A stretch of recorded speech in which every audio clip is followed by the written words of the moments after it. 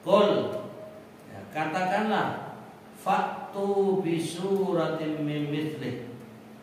Buatlah sebuah surat yang semisal dengan surat Al-Qur'an. Ya, kalau di Al-Baqarah itu tantangannya 1 surat, di surat Hud tantangannya 10 surat, di surat Yunus tantangannya 1 surat. Ya, intinya menantang siapapun. Ya. Kemudian wad'u man istata'tum min dunillah in kuntum shadiqin. Ajaklah siapa saja di antara kamu orang yang mampu membuatnya selain Allah, jika kamu orang-orang yang benar. Intinya tantangan.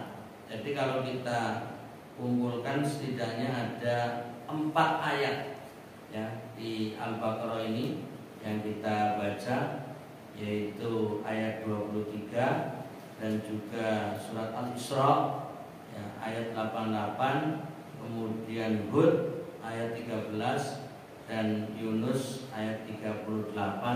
Ini semua ayat yang menunjukkan tantangan Allah untuk manusia, bahkan jin. Silahkan kalau mampu membuat yaitu semacam Al-Quran.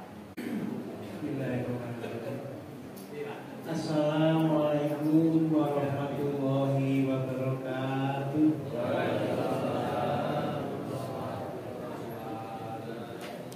Alhamdulillahirabbil alamin.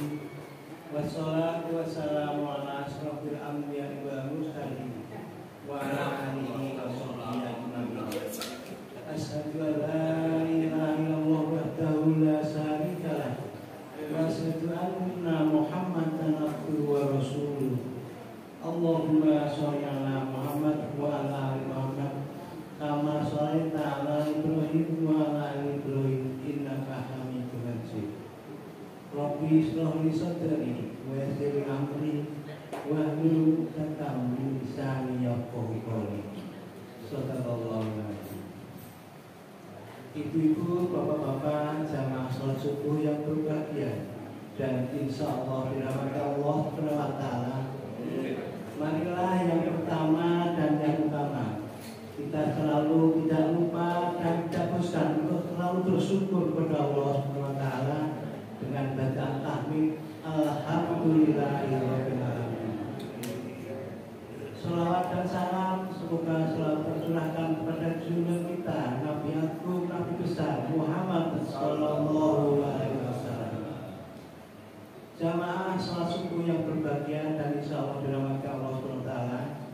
Hari ini Jumat tanggal 17 Mei 2024, seperti biasa Masjid Baitul Syukur menyelenggarakan kajian ba'da subuh yang insya Allah akan disampaikan oleh beliau Ustadz kita Bapak Haji Furqon Hasbi LC NPDI yang alhamdulillah kita hadir di tengah-tengah kita.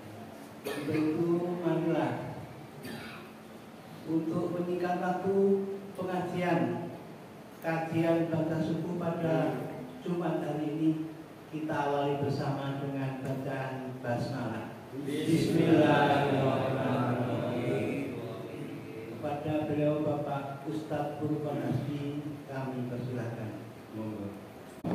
Assalamualaikum warahmatullahi wabarakatuh. Innal hamdalillah nahmaduhu wa nasta'inuhu wa nastaghfiruh wa na'udzu billahi min shururi anfusina wa min sayyiati a'malina. May yahdihillahu fala mudilla lahu wa may yudlil fala hadiya lahu. Asyhadu an la ilaha illallah wahdahu la syarika lahu wa asyhadu anna Muhammadan abduhu wa rasuluh la nabiyya ba'dahu. Amma ba'd. Wa ya ibadallah, usikum wa nafsi bittaqwallah wa qad fazal muttaqun. Alhamdulillah, bersyukur kepada Allah Ta'ala. Pagi hari ini kita coba kembali dengan harapan Bapak Ibu semuanya dalam keadaan tetap sehat, semangat, dan tentunya berharap bahagia di dunia wal akhirah. Salawat dan salam semoga dilimpah pada Rasulullah Muhammad sallallahu alaihi wasallam yang telah mendapatkan wahyu Al-Quran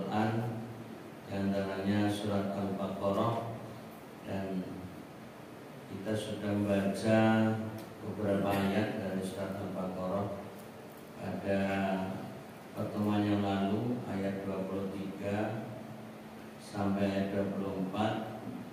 Baru pada keterangan ringkas kita akan melanjutkan halaman 56, yaitu tafsirnya, yang nanti kalau kita bisa baca selesai berarti akan melanjutkan pada ayat berikutnya, yaitu ayat 25. Karena itu kita bisa melihat kembali pada ayat yang ada di halaman 55 yang diawali a'udzubillahi minasyaitonir rajim wa in kuntum fi raibin mimma nazzalna ala abdina. Di situ tafsirnya yang berkaitan dengan ayat tersebut bisa dilihat halaman 56 yang artinya dulu dan kamu ragu-ragu pada apa yang kami turunkan pada hamba kami, ya.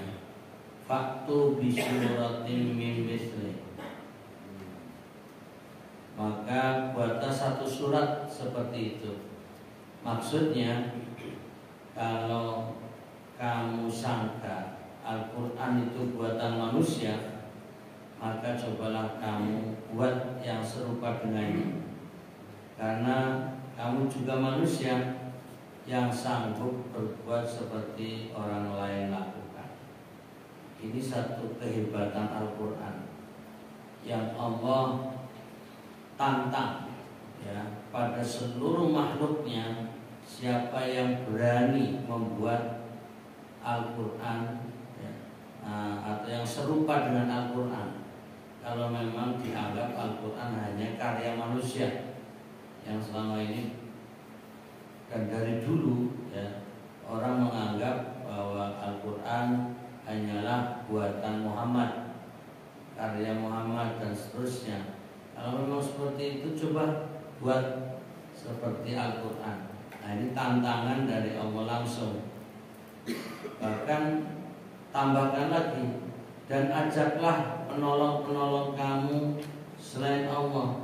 Wad'u syuhada'akum min dunillah. Yang dimaksud dengan penolong-penolong di sini ialah berhala-berhala, yaitu ajaklah berhala-berhala yang kamu pertuhankan dan kamu sangka dapat menjadi saksi atas kebenaran kamu di hari kiamat nanti untuk menandingi Al-Quran ini. Dan tinggalkanlah Allah yang menjadi penolong Muhammad. Jadi ada tantangan langsung dari Allah. Kemudian diakhiri ayat ini dengan in kuntum shadiqin, jika kamu orang-orang yang benar. Maksudnya kalau kamu benar-benar meragukan Al-Quran dan menganggap sebagai buatan Muhammad sendiri, maka di hadapan kamu telah ada bukti yang menunjukkan kebenarannya. Al-Quran yang ada di hadapan kamu ini, cobalah kamu tandingi dengan membuat satu surat saja sepertinya. Nah, ini untuk menunjukkan bahwa Al-Quran murni wahyu dari Allah, bukan karangan Muhammad.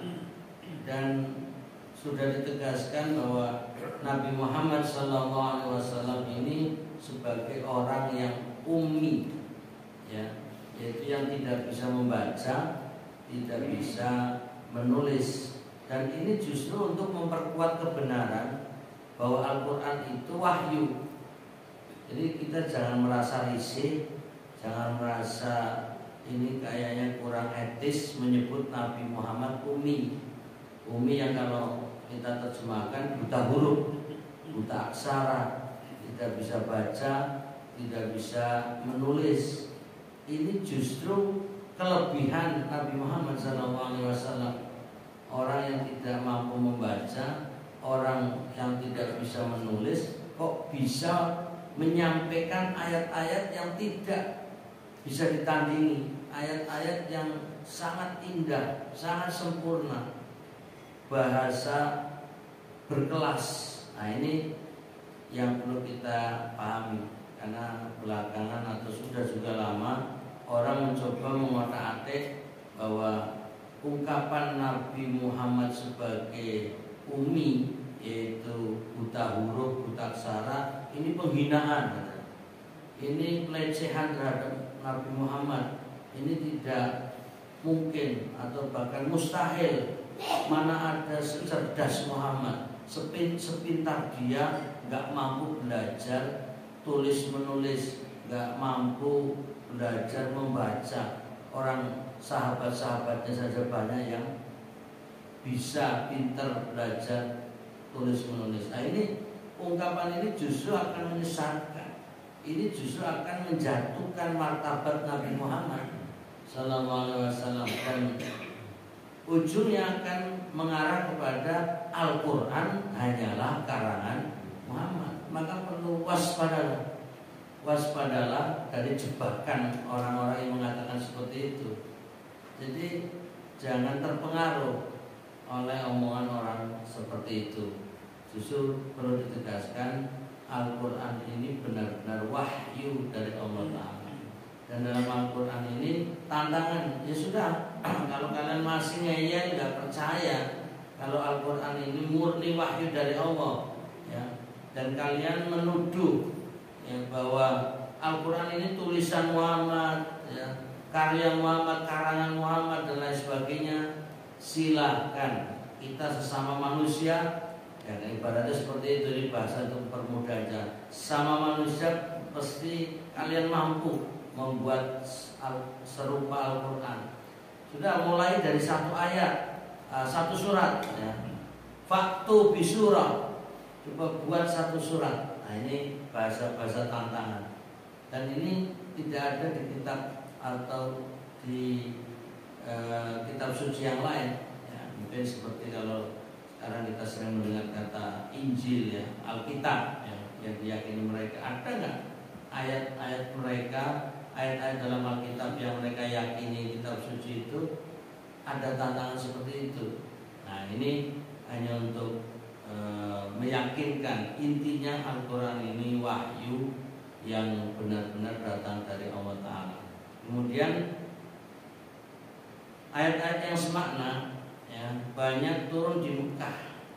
Jadi ayat yang dianggap semakna bisa kita lihat contohnya di surat Al-Isra. Silakan bisa bantu mengecek di surat Al-Isra, ya, yaitu ayat 88. Kita bisa lihat surat yang ke-17, surat Al-Isra, yaitu ayat 88 untuk menambahkan keterangannya. Di situ disebutkan qul la in istama'atil insu wal jin ala ayyatu bimithli hadzal qur'an la ya'tuna bimithli walau kana ba'duhum li ba'din dhahira.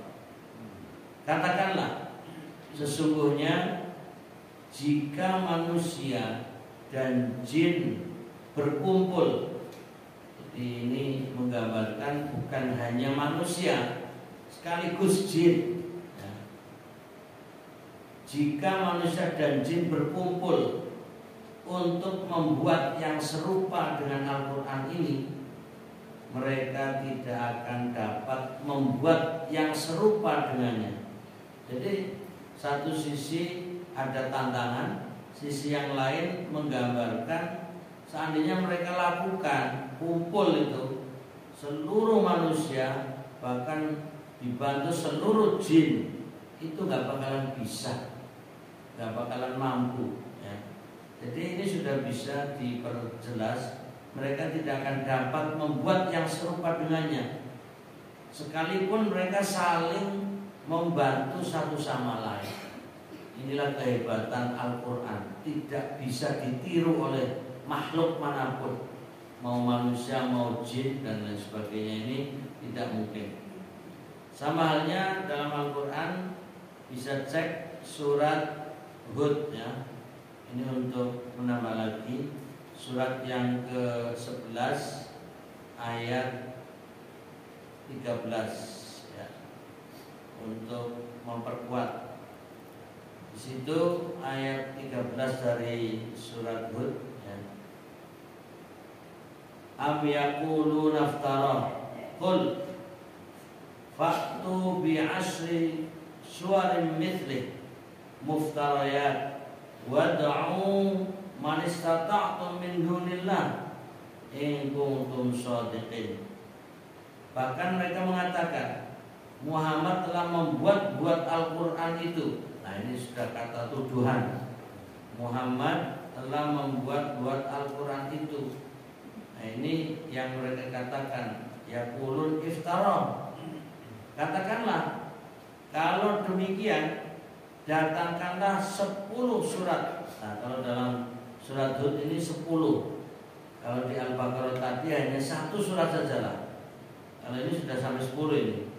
Ya, kalau kita tahu Al-Quran kan sampai 114 surat. Ini diminta 10 kalau di dalam surat Hud ini, yaitu fa'tu bi asri suwarin. Datangkanlah 10 surat semisal dengan Al-Quran dengannya yang dibuat-buat, dan ajaklah siapa saja di antara kamu. Tantang, bukan hanya seorang, bukan hanya manusia, siapapun yang sanggup selain Allah, jika kamu orang-orang yang benar. Luar biasa. Jadi ini untuk menambah keyakinan kebenaran Al-Quran. Mudah-mudahan kita semakin mantap iman dan semakin percaya dan yakin bahwa Al-Quran adalah wahyu dari Allah Ta'ala. Allahumma amin. Satu lagi untuk menambahkan ya, di situ dicantumkan surat apa itu? Yunus ya. Surat yang ke-10 di ayat 38. Di situ disebutkan hampir sama ya dengan tadi surat Hud. Di sini seperti yang kita baca dari satu surat. Am yaquluna naftara. Apakah pantas mereka mengatakan dia, yaitu Muhammad, yang telah membuat-buatnya? Ini yang menuduh bahwa Al-Quran buatan Muhammad. Qul, ya, katakanlah, fa'tu bi suratin min mithlih. Buatlah sebuah surat yang semisal dengan surat Al-Quran. Kalau di Al-Baqarah itu tantangannya 1 surat, di surat Hud tantangannya 10 surat, di surat Yunus tantangannya 1 surat ya. Intinya menantang siapapun ya.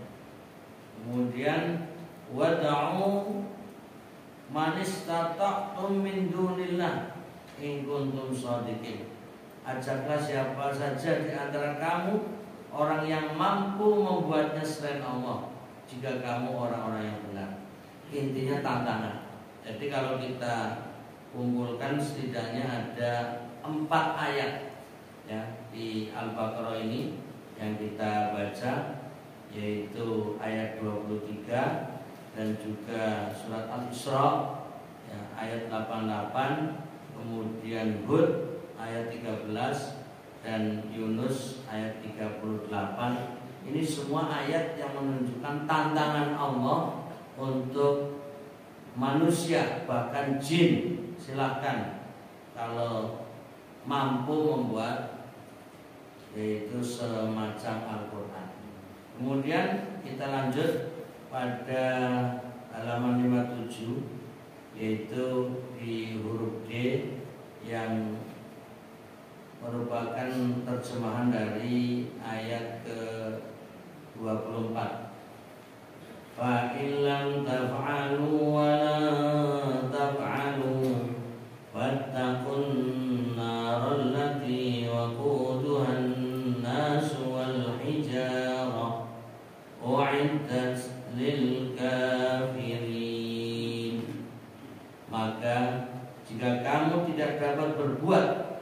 dan kamu tidak akan dapat berbuat, maka takutlah kepada neraka yang kayu bakarnya adalah manusia dan batu berhala, disediakan bagi orang-orang kafir. Nah, ini penjelasannya secara singkat. Di sini ada kata anar, ya, yang kemudian terjemahan bahasa Indonesianya neraka. Dijelaskan neraka adalah tempat azab dan kita mengimani adanya. Ini wajib percaya, yakin. Ya, kita tidak boleh ragu adanya neraka. Ya, seperti keterangan Al-Qur'an. Dan manusia, yaitu di dalam ayat ini untuk kata manusia menggunakan kata anas, ya, anas. Kalau satu orang insanun, kalau banyak orang anas, intinya manusia. Nah, maksudnya adalah orang-orang yang durhaka. Walaupun kata manusia ini mengandung arti umum, tapi pengertiannya di sini adalah khusus untuk orang-orang yang durhaka.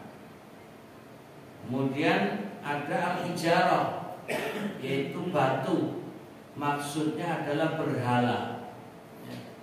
Disediakan bagi orang-orang kafir. Wa'iddat lil kafirin, yaitu orang-orang yang tidak mau mengikuti seruan para Rasul Allah, atau mereka yang menyalahi petunjuk Islam dan berbuat melawan syariat para nabi dan rasul. Jadi sebenarnya ajaran Islam ini bukan hanya kepada Nabi Muhammad SAW. Jadi intinya ajaran Nabi Muhammad adalah tauhid, dan tauhid itu ajaran yang dibawa seluruh nabi dan rasul.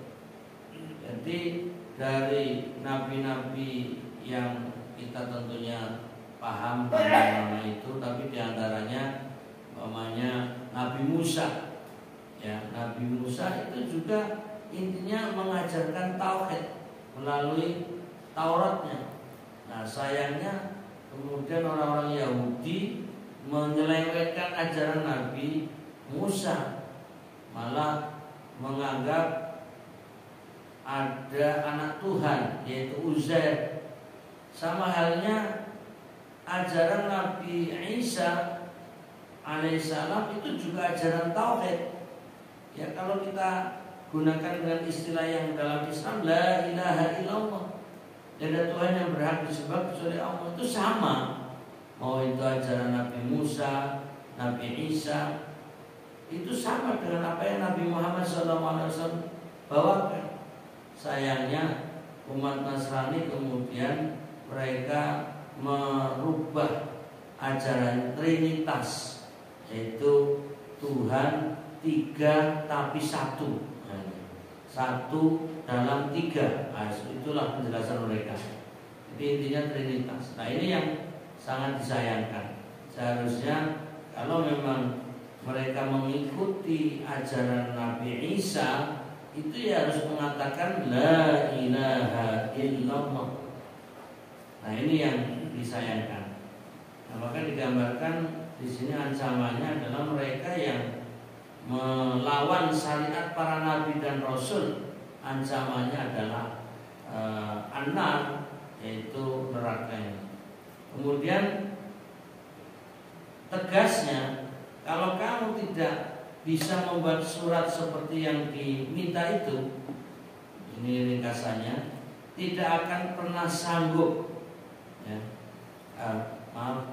Tegasnya, kalau kamu tidak bisa membuat surat seperti yang diminta itu, padahal kamu sudah berusaha mati-matian, maka nanti pun kamu tidak akan pernah sanggup, karena memang bukan ukuran kesanggupan kamu untuk membuatnya. Karena itu takutlah atas keingkaran kamu itu. Jadi rentetan ayat ini menantang dulu.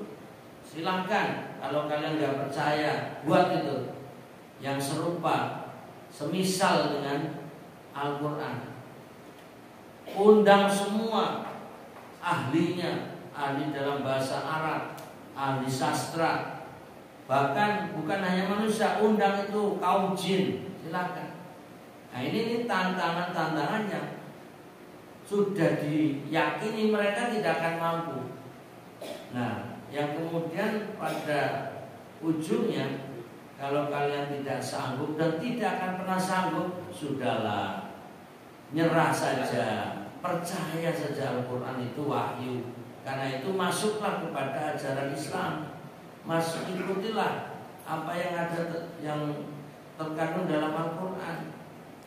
Nah ini kalau tetap ingkar, ya, kalau tetap kafir, nah waspadalah, neraka tempat kalian. Nah ini adalah untuk menunjukkan kepada orang-orang yang durhaka, orang-orang kafir, orang yang tidak mau menerima kebenaran Al-Quran. Nah lalu ditambah keterangan lagi supaya nanti kamu tidak menjadi kayu bakar neraka. Kalau kalian tetap kafir, tidak percaya kebenaran Al-Quran, menolak ya bahwa Al-Quran itu wahyu, ingat kalian akan masuk neraka dan akan menjadi bahan bakar api neraka. Kita ucapkan na'udzubillahi min dzalik. Jadi ini berlaku untuk siapapun ya. Jadi tidak kemudian kita terjebak dengan semua agama benar. Itu jangan sampai kalimat ini membuat kita bebas pindah agama gitu. Jadi kita harus meyakini agama yang diridhai Allah adalah Islam, yang pedomannya adalah Al-Quran. Yang mana Al-Quran adalah wahyu Allah. Juga kita jangan menggunakan kalimat agama yang paling benar, jangan tambahin paling. Kalau kita mengatakan bahwa agama yang paling benar adalah Islam, berarti agama yang lain benar. Jadi kita jangan salah ucap, jangan terjebak dengan bahasa agama yang paling benar adalah Islam. Secara tidak langsung kita akan mengatakan agama selain Islam adalah benar. Islam hanya yang paling, yang paling utama, paling afdal. Jangan sampai salah ya. Jadi bahwa inna dina indallahil Islam. Inna dina sesungguhnya agama indallah yang diridhoi di sisi Allah adalah al-Islam. Di dalam ayat Al-Quran inna dina indallahi al-Islam, gak ada kata palingnya. Gak ada yang menunjukkan bahwa Islam paling utama, paling benar. Bukan, tidak ada. Tapi Islam adalah agama yang diridhai Allah. Islam adalah agama yang benar. Itu dengan kesimpulan agama yang lain salah. Nah ini jangan kemudian wah ini mulai ini tidak toleran ini bahaya ini berarti akan menjadi kegaduhan. Bukan, kita sedang menambahkan keterangan bahwa ancaman ya, neraka bagi mereka yang tidak percaya Al-Quran. Jadi kalau mereka mempercayai Al-Quran, ya sudah, berarti tidak ada ancaman neraka. Kita hanya membaca Al-Quran dan kita harus meyakini kebenaran ayat Al-Quran. Jangan kemudian hanya slogan toleran lalu kita memahaminya setengah-setengah. Ya sudah, ayat-ayat seperti ini gak usah dibahas, ayat-ayat seperti ini gak usah kita angkat, ayat-ayat seperti ini gak usah kita pertajam, cukup pokoknya dewi-dewi. Nah, ya benar dewi-dewi, tapi kan ini sedang menjelaskan. Jadi ancaman Al-Quran bagi mereka yang uiddat lil kafirin, yaitu dipersiapkan neraka itu bagi orang-orang yang kafir. Kalau tidak mau dianggap bahwa neraka tempat orang kafir, ya percayalah kebenaran Al-Quran. Oh, ini nanti panjang ya penjelasannya atau perdebatannya.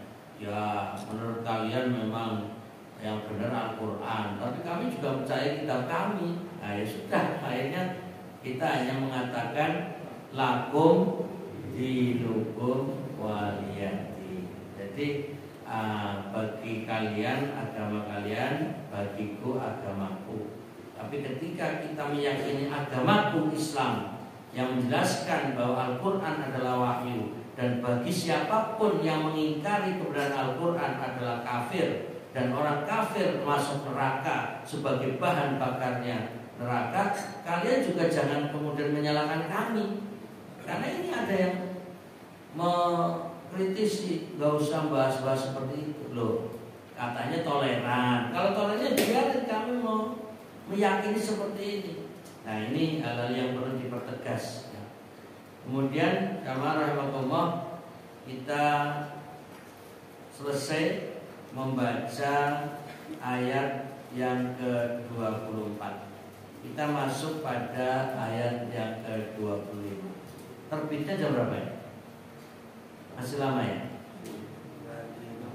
Oh masih 16 menit. Baiknya 16 menit terbitnya. Ya berarti kita masih bisa nambah ayatnya gitu loh. Kalau sekiranya sudah waktunya terbit ya berarti nggak nambah ayat lagi. Baik, tolong kita buka kembali ayatnya, surat Al-Baqarah ayat 25.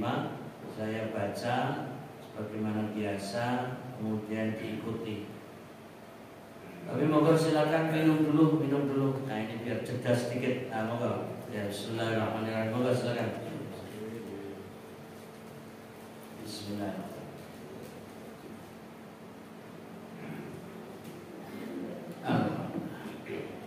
Ya, biar sedikit melek lah ya.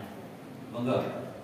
A'udzu billahi minasy syaithanir rajim.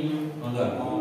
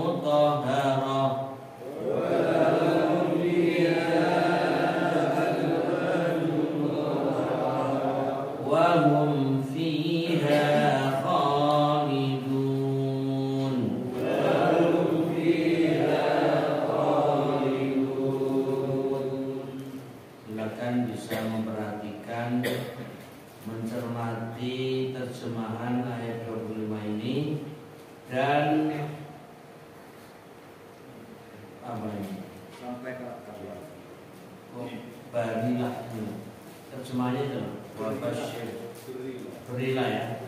Dan berilah, salah ketik ya. Dan berilah kabar gembira. Dan berilah kabar gembira kepada orang-orang yang beriman dan beramal soleh. Sungguh bagi mereka itu surga-surga yang di bawahnya mengalir sungai-sungai.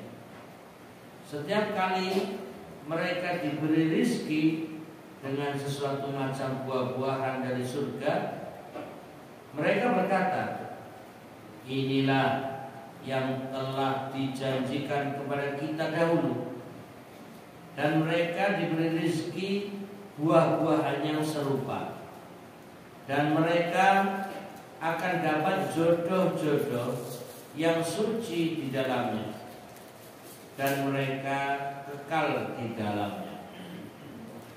Jadi ayat 25 dari surat Al-Baqarah ini kebalikan dari ayat 24 sebelumnya yang merupakan ancaman bagi orang kafir. Jadi dalam ayat 25 ini menggunakan kata wabasyir, ya, dan berilah kabar gembira. Jadi kalau kita adalah golongan orang beriman, alladzina amanu diiringi dengan wa amilus sholihat, bergembiralah dengan modal iman dan amal soleh.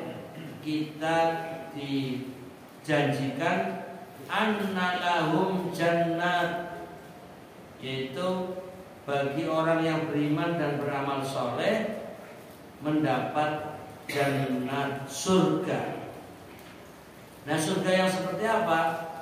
Digambarkan tajri min tahtihal anhar. Jadi kita diberi gambaran dengan bayangan indah, di dalam surga itu nanti ada banyak sungai. Jadi sungai itu mengalir di bawah surga atau taman-taman. Mungkin kalau terjemahan bebasnya kata jannah itu artinya taman. Dan ini bukan hanya satu, jannatin itu banyak taman. Makanya ada orang guyonan, tapi ini hati-hati ya, hanya guyonan. Di dalam Al-Quran itu tidak ada surga.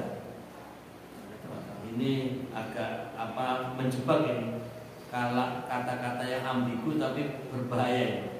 Loh, kok bisa nggak ada surga? Karena dalam Al-Quran itu kalimatnya itu jannah. Jannah yang kalau diterjemahkan itu taman. Ya, jadi bukan surga tapi taman gitu loh. Nah, ini hanya untuk jebakan guyonan, jebakan-jebakan, tapi ya berbahaya kalau diteruskan. Cuma intinya hanya untuk mempertegas bahwa di dalam Al-Quran itu ada jannah. Nah, yang menjadi pertanyaan, apa sih arti surga ini? Nah, ini jadi bahasa apa ya? Mungkin ada yang bisa membantu asal usul kata surga. Kalau neraka itu saya bisa sedikit mengotak-atik loh, ini bukan asli bahasanya. Nar itu kan api, kemudian naroka itu apimu, berarti neraka itu agak nyambung gitu loh. Nar itu api, tapi kalau jannah kok terjemahnya surga. Ini mungkin Pak Profesor Saban ini mungkin ada referensi gitu, bahasa Sanskerta atau apa gitu. Ini ada nggak yang mengetahui asal usul kenapa kata jannah diterjemahkan surga itu?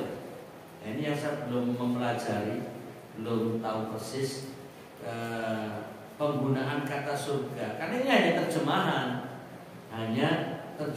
Karena dalam Al-Quran itu menggunakan kata jannah. Nah, jannah itu artinya taman. Ya, artinya di sana ada banyak pepohonan, banyak keindahan-keindahan, bahkan nanti ada sungai-sungai yang mengalir. Nah, ini moga saling memahami dan merenungi ya, apa yang terkandung di dalamnya. Ya, jadi orang Indonesia menggunakan kata surga ini tentu hanya bahasa lokal.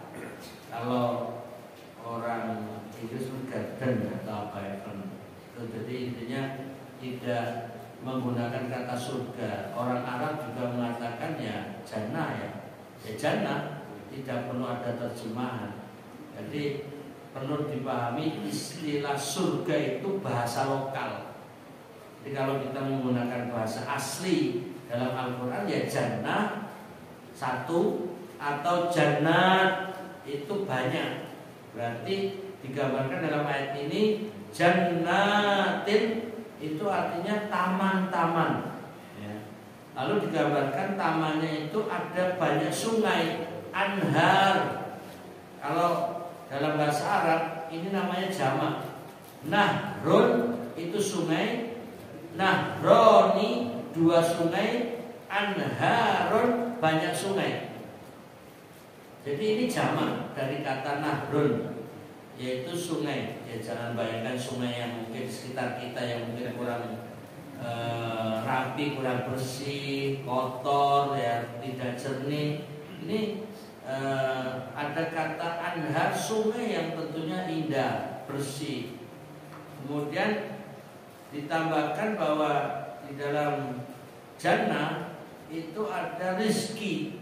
Nah, di antara bentuk rizki adalah tamarah, yaitu buah-buahan.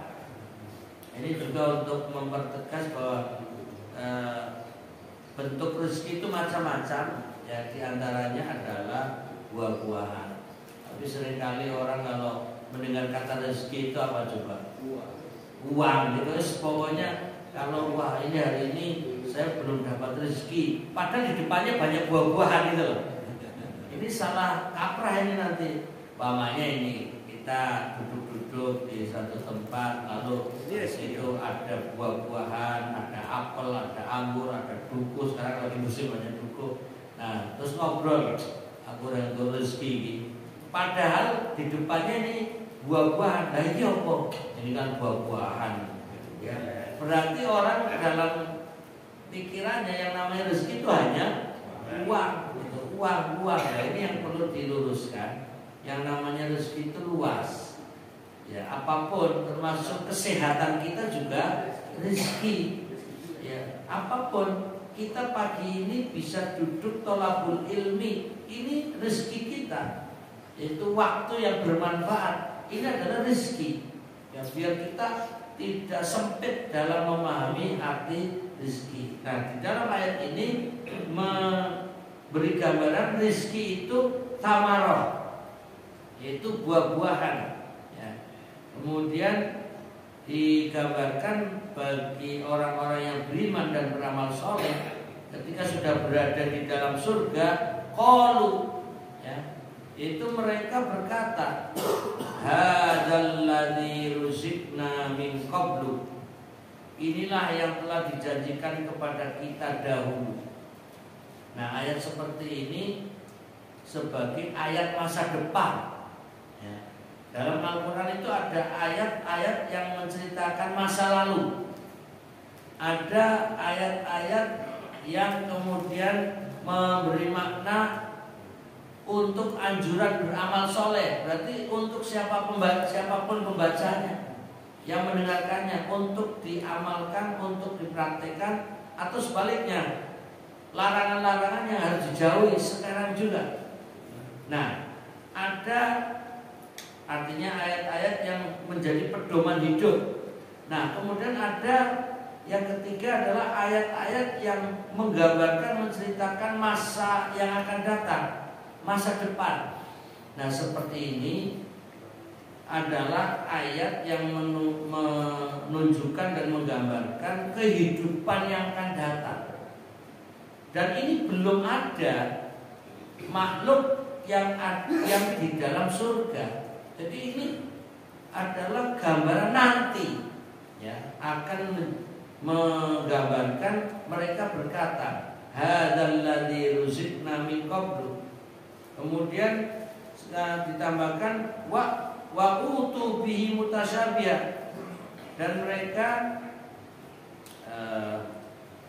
tadi diberi buah-buahan yang serupa, wa utu bihi mutasyabiha. Kemudian walahum fiha azwajun mutahharah. Dan di sini ada kata dalam ayat azwaj. Nah, azwaj itu dari kata zaujun. Zaujun itu artinya pasangan.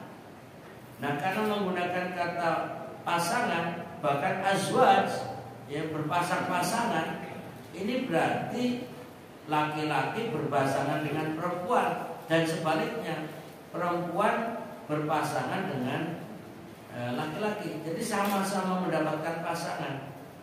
Kalau ya kita mengartikan zaujun yang kadang dalam bahasa keseharian, dalam bahasa Arab artinya suami, berarti kalau kita laki-laki nanti masa dapat suami kan gitu. Makanya terjemahannya adalah pasangan atau jodoh. Sama halnya ada sering menggunakan kata hurun ain, bidadari ya. Jadi hur in itu sebenarnya artinya mata yang lebar. Kalau bahasa istilahnya apa ya? Untuk menggambarkan perempuan yang matanya indah itu apa? Belalak itu. Jadi nanti di surga ada wanita-wanita yang meripatin belalak itu. Jadi untuk menggambarkan wanita surga itu matanya ombo-ombo tuh, lebar. Ya. Jadi bukan sipit, tapi belalak gitu. Jadi hurun in, tapi kemudian terjemahan bahasa Indonesia bidadari gitu loh. Bidadari, ya itu kan hanya untuk istilah singkat ya. Kembali bahwa di dalam surga nanti akan mendapatkan azwajun mutahhar, yaitu pasangan atau jodoh yang suci. Ya, kemudian wahum fiha khalidun, dan mereka kekal di dalamnya. Nah, demikian baru membaca terjemahan ya. Kita baru membaca terjemahan dari ayat 25, belum masuk pada keterangan ringkasnya, belum juga membaca tafsirnya. Ya mohon bersabar, pelan-pelan, tapi insya Allah tetap mendapatkan ilmu yang bermanfaat.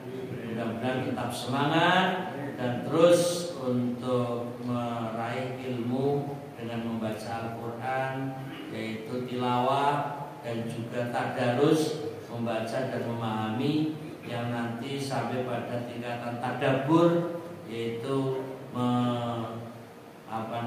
mentadaburinya, merenungi dan juga menghayati, dan pada akhirnya ta'amul, menjadikan Al-Quran ini pedoman hidup sehingga bisa diamalkan dalam kehidupan kita sehari-hari. Mudah-mudahan diberi kemudahan semuanya, amin.